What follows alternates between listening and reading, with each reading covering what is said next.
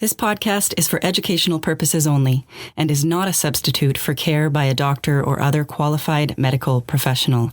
This podcast is provided with the understanding that it does not constitute medical or other professional advice or services. If you're looking for help, seek out a qualified medical services provider or other healthcare professional.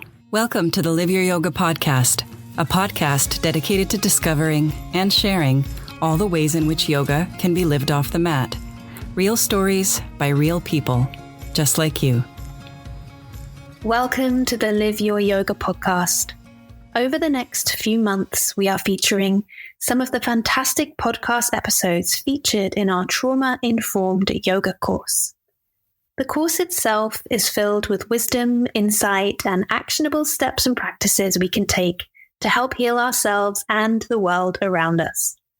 These podcast episodes are windows into some of the course content, and we hope you enjoy this series.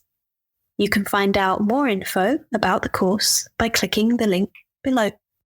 Hi, I'm Nancy, and I'm here today with Mark, and we are very excited to have Miria Lovlin here today to talk to on our podcast.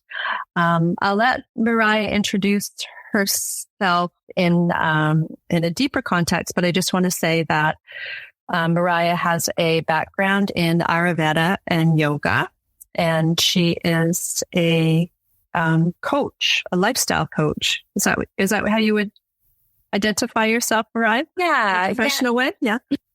You know, it's like interesting because life is so encompassing that to be a life coach is pretty vague, pretty broad, but you know, Ayurveda is the science of life. So I'd say that's accurate. A life coach. Oh. Nice. And you were based out of Grand Prairie, Alberta. Yeah. Nice. And Mark and I are coming from Vancouver today. Vancouver area. Vancouver, BC in general. BC area. Yeah. Yeah.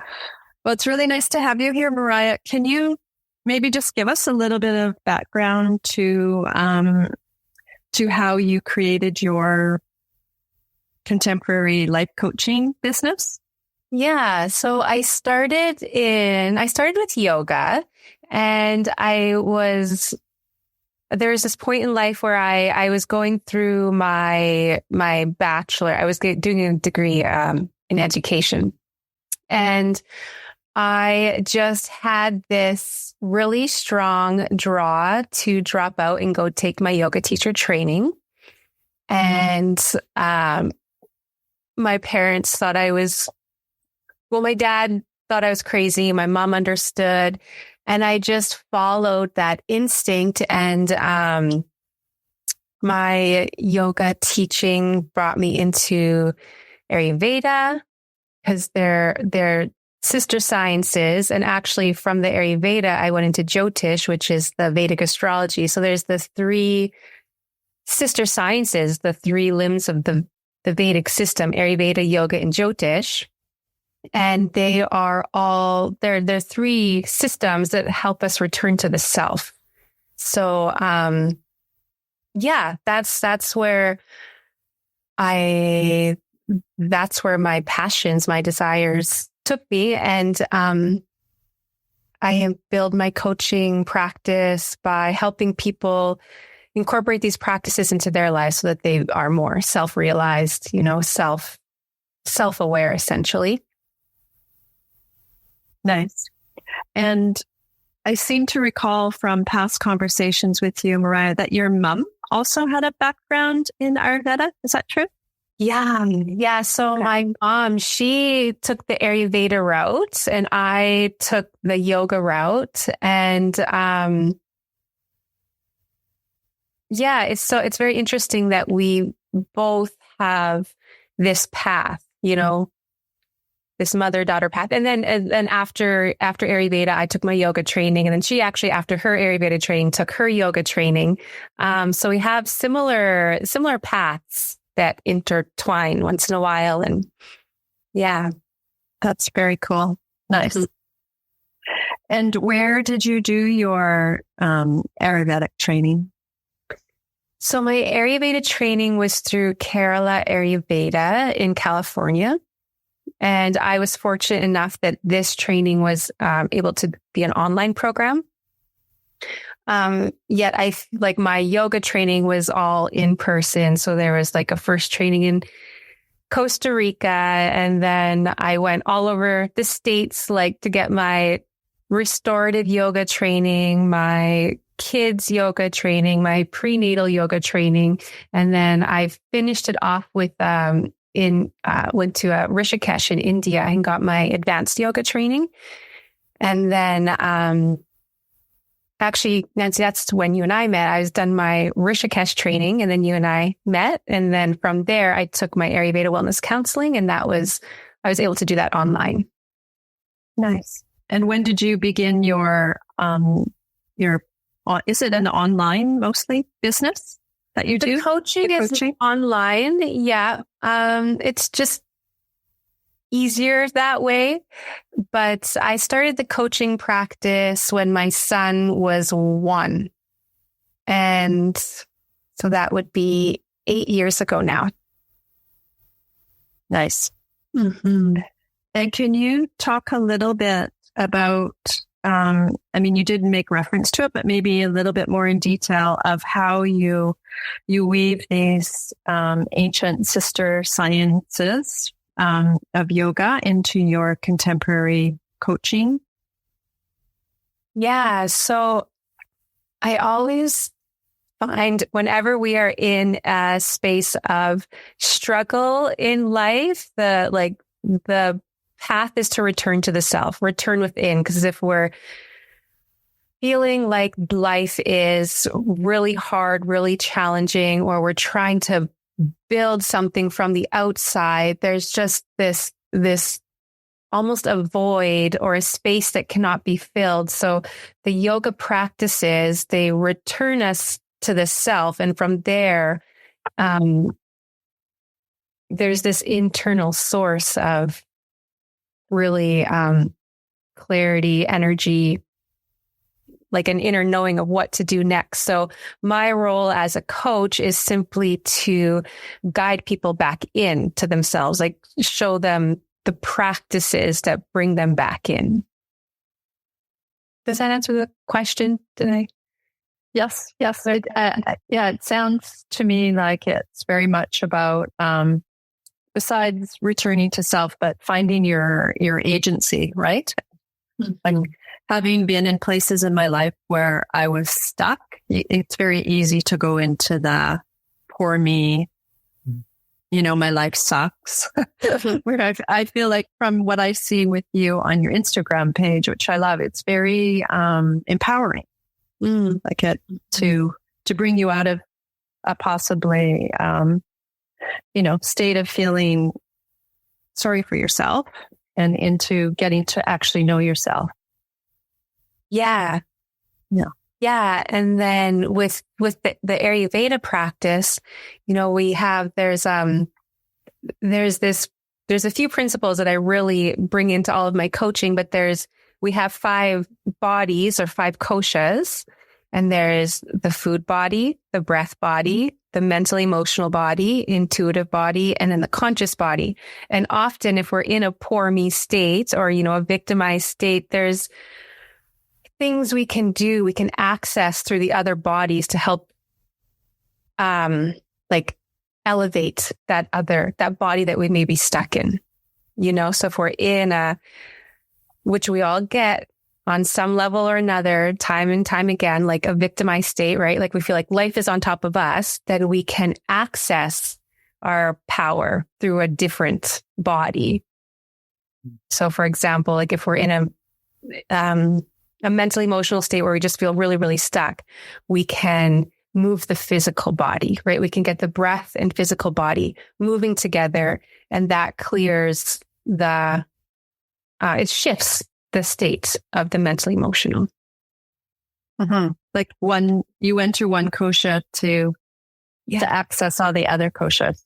When you were saying that, I was also thinking about, I think it's an Ayurvedic understanding of crimes against wisdom. Mm-hmm. How we can get really stuck into doing the actual thing that is making our life not unfold. Yeah. That is the second cause of disease, according to Ayurveda, is crimes against wisdom. Yeah. Interesting. Yeah. You find that because this combination of practices from, 5,000, 4,000, 3,000, like thousands of years old, from what I imagine, like the life coaching perspective, I can't imagine there's a ton of people combining those two ideas together. So the people, your clients, are they surprised when you're offering Ayurvedic practices, or do you just sort of work them in so naturally and normally that maybe that doesn't even occur to them?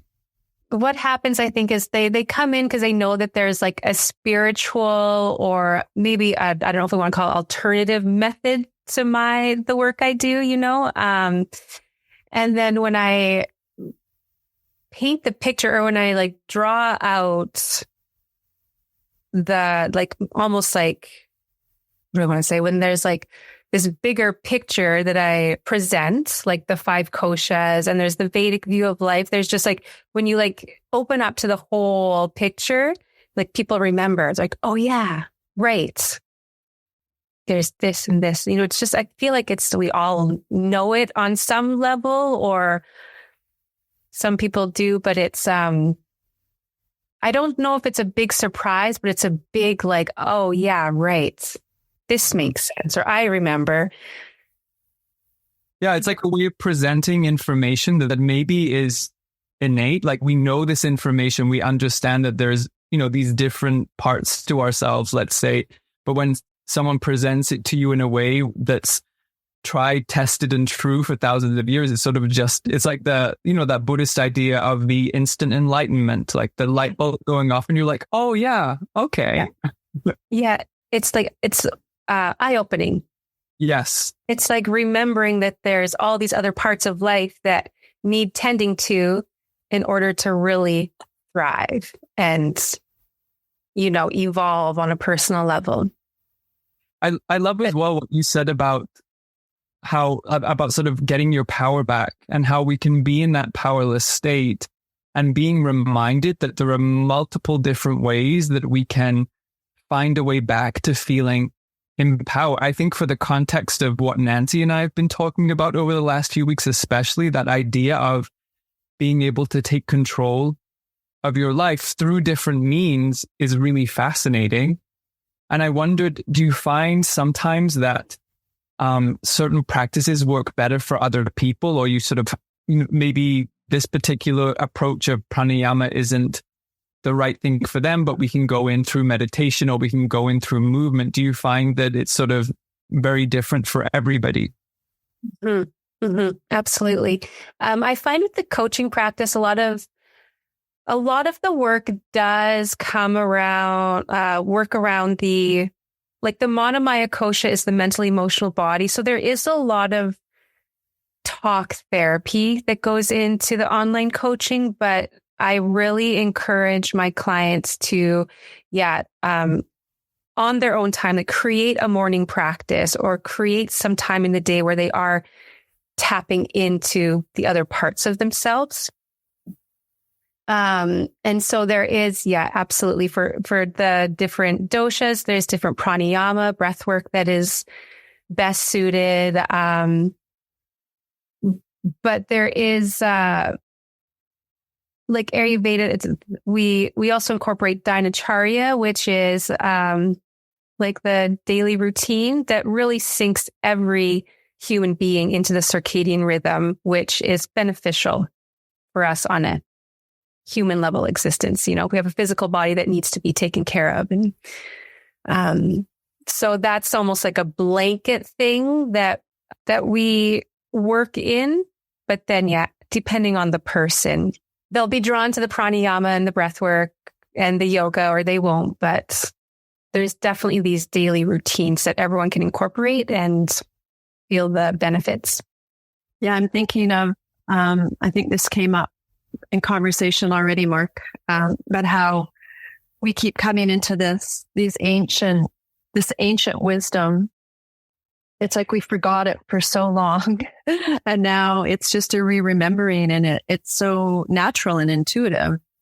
really. Like if we take care of, we have our morning, our daily practices, we get good sleep, we eat good food. Like it's kind of a no-brainer, but like we seem as a world so lost from there, and it seems so simple, really, doesn't it? It's funny. I often see these posts from sort of like, Fortune 500 CEOs, and it lists how are they so successful, and it's always like a good morning routine and a good nighttime routine, and they present it as a way like, oh, they came up with getting up early and looking after yourself, or showering. Yeah. And I close my eyes and I think it's not new. Yeah.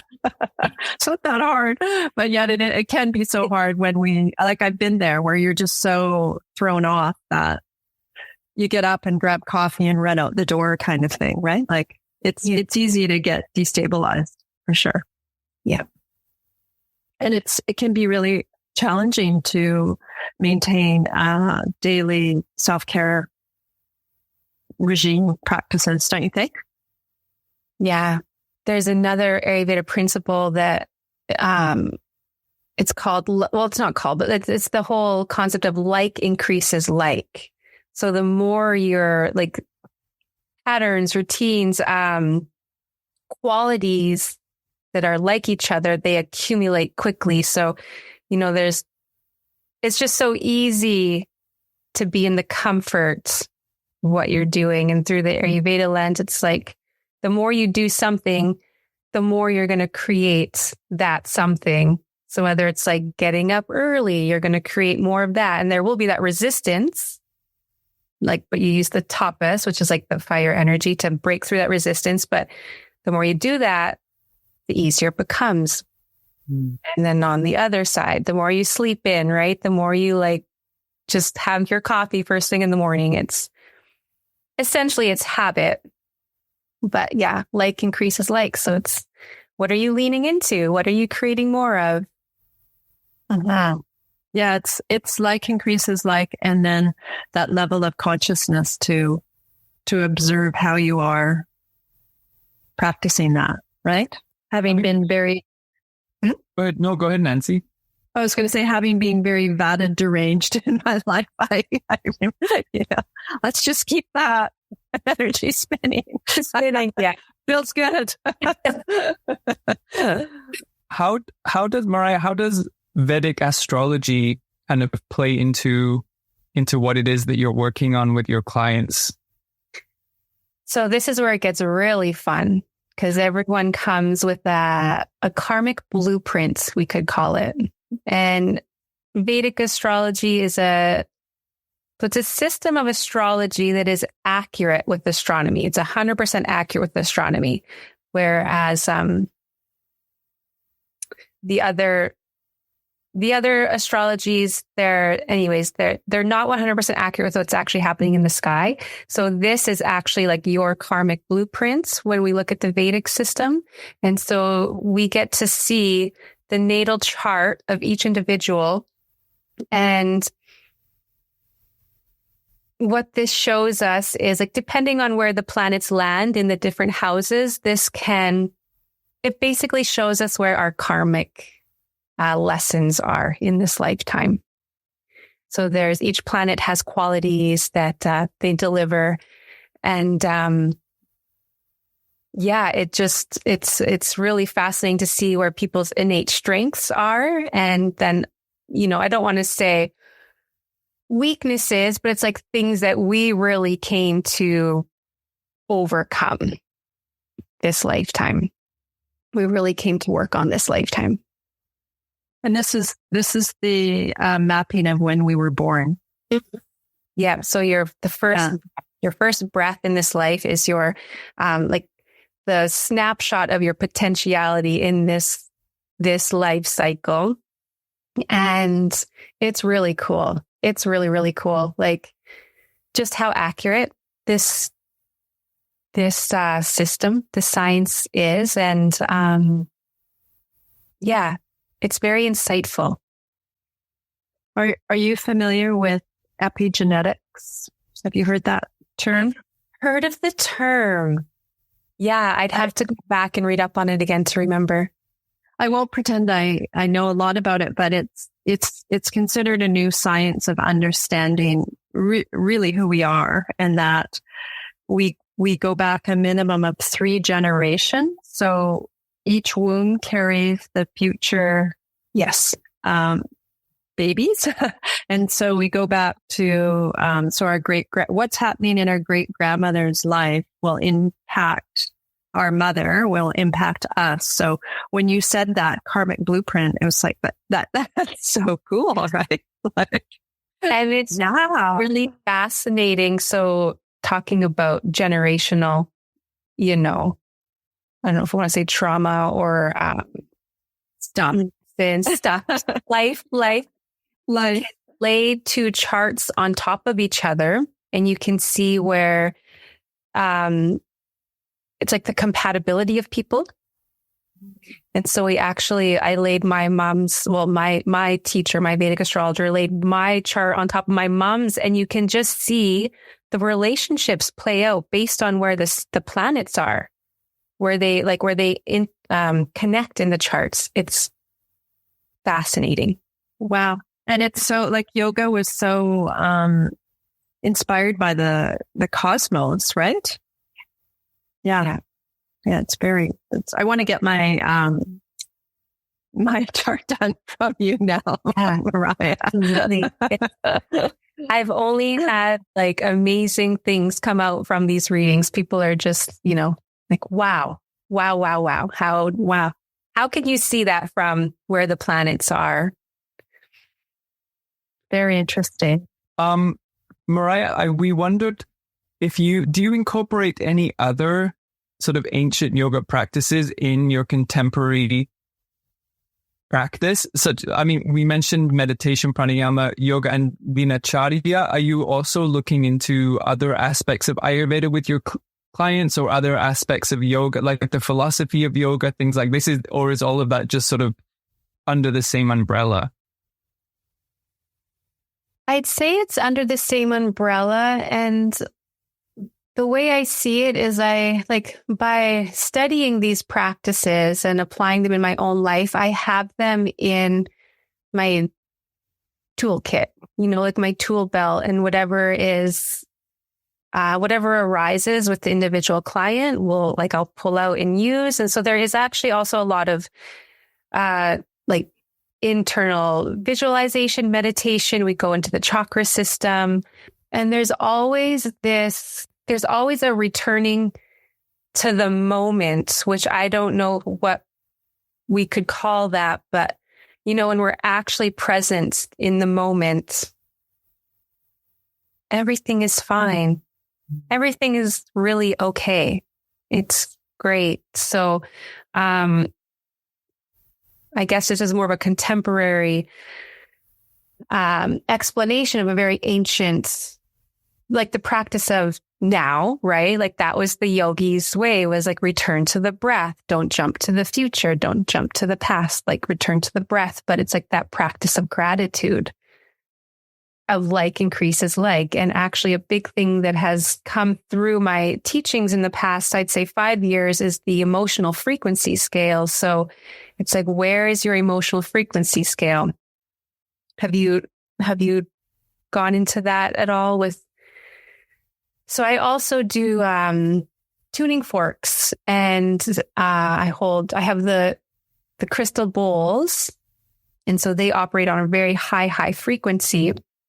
And going back to like attracts like, when there is a frequency of vibration that is higher, it's more expansive, and they've actually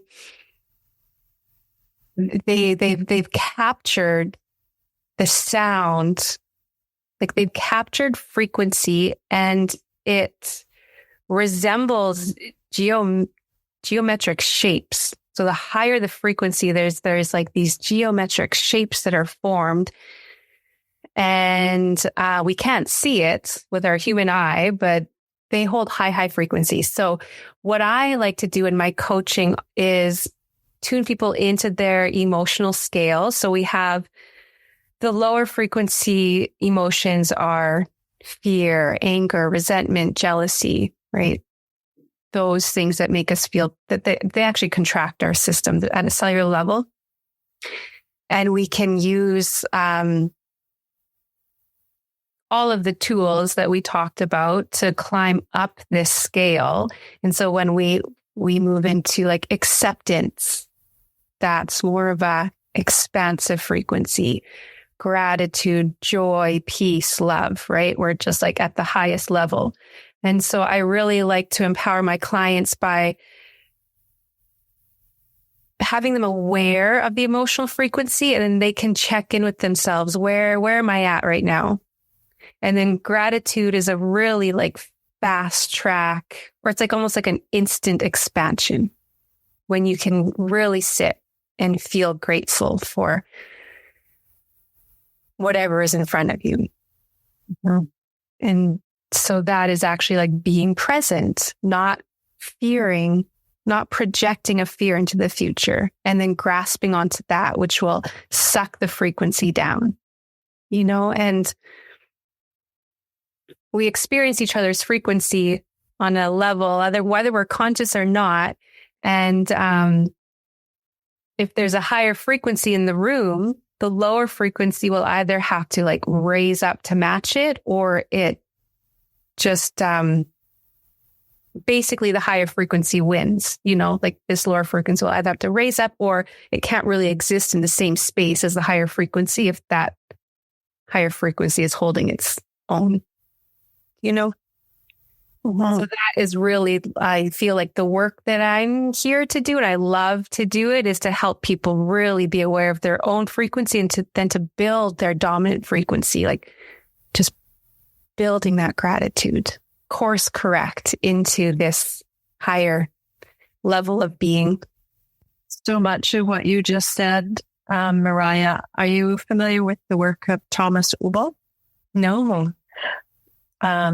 So he's a very big figure out there in the trauma healing world, but he talks a lot about this frequency, and in the language of the nervous system.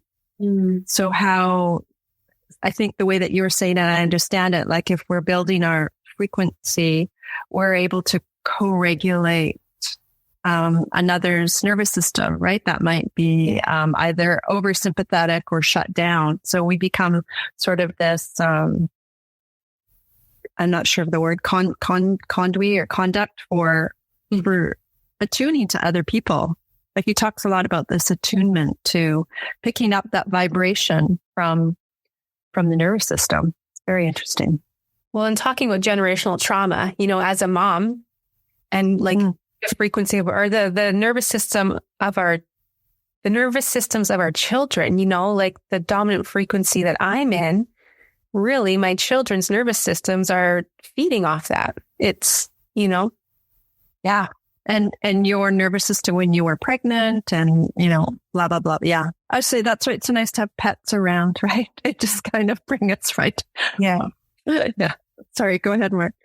It's so wonderful to hear right there a great example of the sort of the traditional perspective of one element of existence, like the vibrations and the frequencies, and then to hear what people have come up with in a contemporary way as it being the nervous system and the way that we're relating to the nervous system. It's just so fascinating over the course of time to think that these ideas are just sort of taken and transformed, and then they're lost, they come back. But there's so much connection. There's so much connection just in what we know and what it is that we're practicing, that what I love about when we talk about Ayurveda and we talk about trauma-informed yoga is sort of that that it reminds me of that connection. And we can sometimes in the world, I think, feel like things are so isolated, like, well, this is this perspective, and this is this idea, and this is this idea. But when we remember that everything is connected and that there is a similar thread through many, many things, I think it's really comforting for people coming from any perspective. It feels supportive. Mm-hmm. Mm-hmm. Yeah, I love that, Mark. Yeah, we're not alone, right? We're all interconnected. Mm-hmm. It's always there, ready to be remembered, recognized, picked back up through whatever lens or language or aspect, it can be communicated. Well, and I what I love about what you said about frequency, Miria, and about how that relating to other people in that frequency, like these are things that are just naturally happening, and they're free. It's not like you have to go out and buy a supplement to then be like, at a higher frequency. Like it just is it's so natural. And again, there's a comfort there in knowing that this is something that with the guide of someone who is an expert and trained in what they're doing, we can start to access those different states of ourselves. And there's nothing we have to sort of add or take, which is similar to the nervous system thing. Like it's just really, it's developing an awareness, whether that's being guided to you by a teacher or something you're developing yourself. But once you have that and you are able to access it, like it's such a useful, like you were saying before, tool in your tool belt. Yeah, I like that you said that as well, Miria, because that was sort of an aspect of this training as well. It's more tools in your toolkit as a yoga teacher, as a human being, to understand in the context of trauma that we're all out there with our own experience of trauma. It's how it's residing within us, and how we can work with these tools to shift that, which sounds like so much about what you're doing, right? Offering these ancient tools to help people really find their own inner wisdom.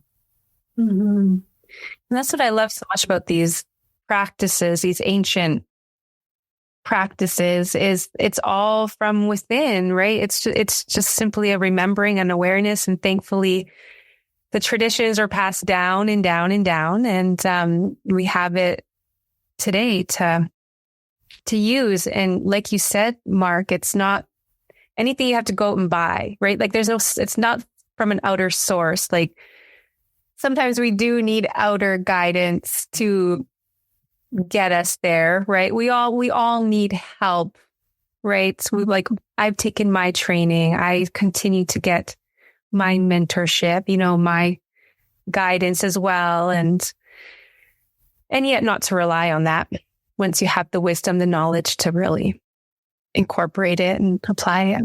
Mm-hmm. Yeah. Dive in, get all the information and tools that you can to then apply it.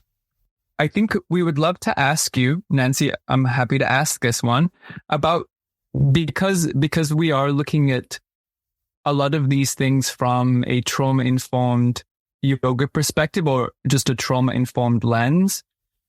Wondering about your understanding of the word trauma and how you see that sort of playing out in the contemporary world. Mm-hmm.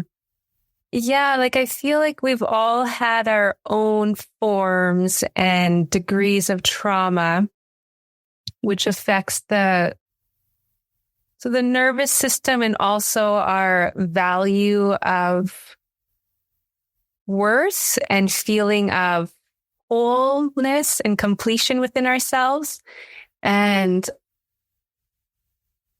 at least in my world, one piece of it, I see it play out with feeling like we are not complete, or not whole, or not enough without X, Y, or Z in our life. And again, this is just what's dominant in my world. And what I see, because I know there's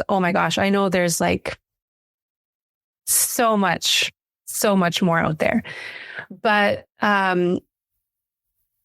feeling like we will be whole when, we will be complete when, we will feel happy when, we will, X, Y, Z when. And so there's this outer striving to feel whole, to feel complete. And Dan Sullivan and Benjamin Hardy wrote this really incredible book called The Gap and the Gain. And there's this, it's this concept where, it's normal, and it's very like, we're all on our own personal evolutionary path, or our own growth path, whether like sometimes it's external, sometimes it's internal growth that's needed. And when I say that, I mean, like sometimes there's material gains that we're striving for because we want, our family is outgrowing this house. So we would feel more comfortable in a bigger house, or like a different house that's set up differently, whatever it is. Like, or like you want this bike so you can go on this mountain or this like bike ride, whatever the achievements are, or there's more internal healing to do. Anyways, there's this like growth path.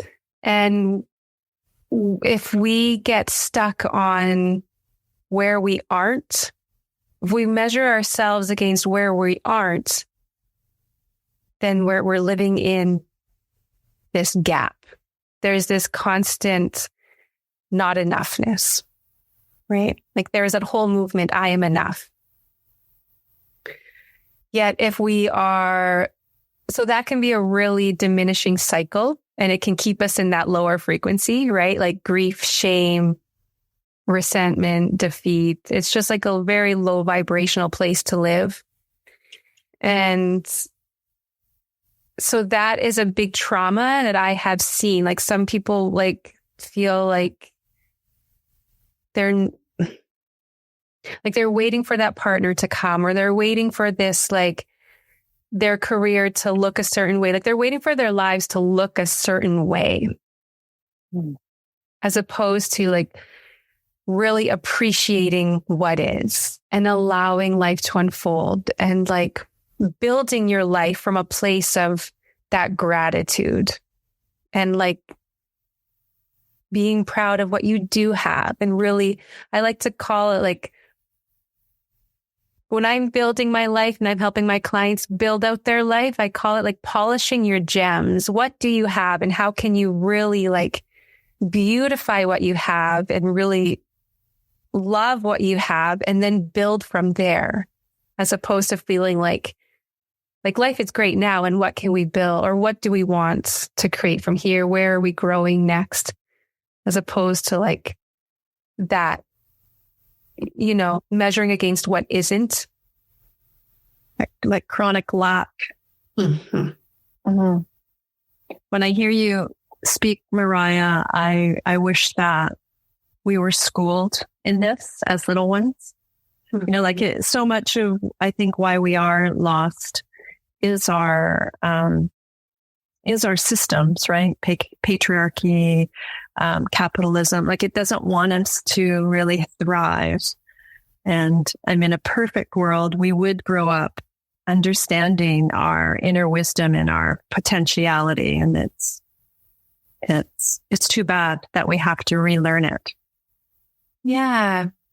And I even think going back to like more contemporary, a lens with social media, right? Like so many people are seeing this 1% way of living. And so we're like, oh, well, some of us are like, oh, well, we need to be there too. And then it's that, like you said, that chronic lack, as opposed to really loving what you have and being true to yourself with what is your life path and how you want to live and what you want to create.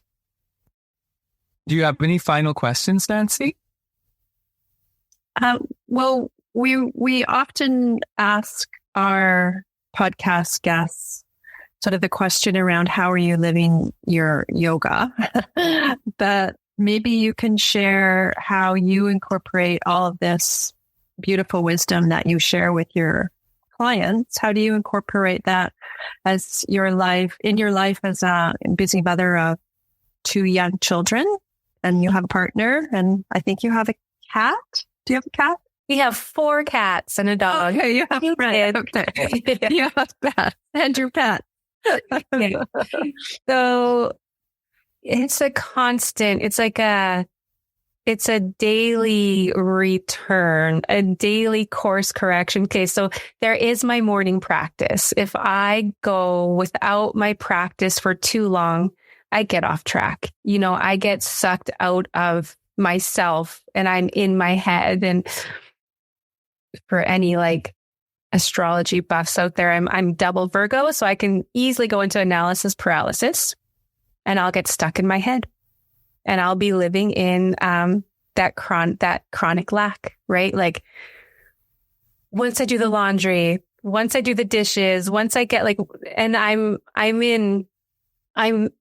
while I have my business, I'm also like deep in homemaker mode because my kids are home, they're young, and so I have my business and my family, and I'm just like, I can easily be on the hamster wheel. I can get like, okay, so after I do the laundry, I'm going to like sit and do my email. Then I'm going to go pick up the kids. And then, it's like, I can be in this do mode. And the one thing that drops me back in and expands time and space and awareness for me is my meditation. So I really, really hold that practice sacred. I'll get up, and it doesn't have to be big. I'll do my breath body practice, sit for meditation. When I bring in the mantra work, that really helps. Like I'll have my mala and I'll do my go-to is my Lakshmi mantra. And then life opens up. I'm like, oh yeah, it's fine. I get to live this really beautiful life that my husband and I have created. And it's like, there's no need to be stressed that there's the laundry, then dishes, then work, then pick up kids, like it just slows you down. And it really, I find it's just an expansive practice that really, it speaking of the nervous system, it slows it down. Mm-hmm. It's that presence, that awareness. So I would say that meditation and yoga and breath work, like I combine I call it my breath body practice, which is like moving the body with the breath, yoga, and then meditation, and then journaling. When I'm in that routine and that rhythm, it's like life is fun. It's, yeah. Your vibration is high. Yeah. And when I don't do that, then my vibration is like frantic. I guess I just wanted to say also like, yeah, it's also like this constant remembering, like, just an awareness of where my mental state is at, which the yoga practice helps.